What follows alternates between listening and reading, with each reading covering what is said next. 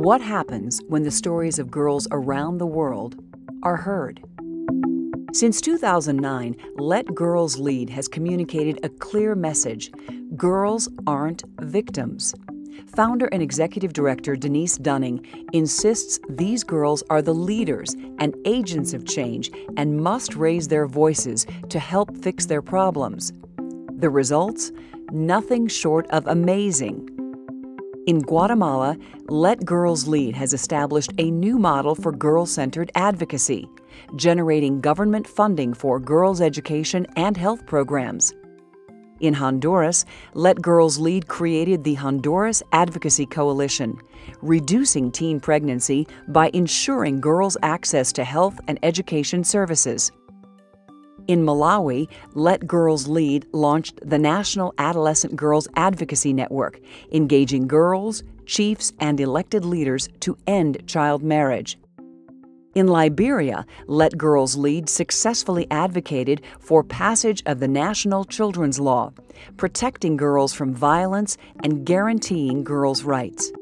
All around the world, Let Girls Lead invests with local leaders who know how to push and how far to push. Their successful model is now growing with the launch of Champions for Change, advocating for healthy families in Nigeria.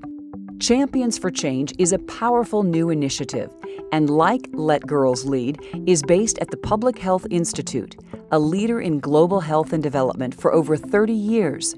In partnership with the Bill and Melinda Gates Foundation, Champions for Change builds a movement of Nigerian champions advocating for improved reproductive, maternal, newborn, and child health. Throughout the world, maternal mortality is the #1 killer of adolescent girls. In Nigeria, 1 in 13 women die in pregnancy or childbirth, and 12% of children die before reaching the age of 5. Dunning is thrilled to adapt Let Girls Lead's successful paradigm for strategic advocacy to Champions for Change and its work to improve maternal, newborn, and child health outcomes.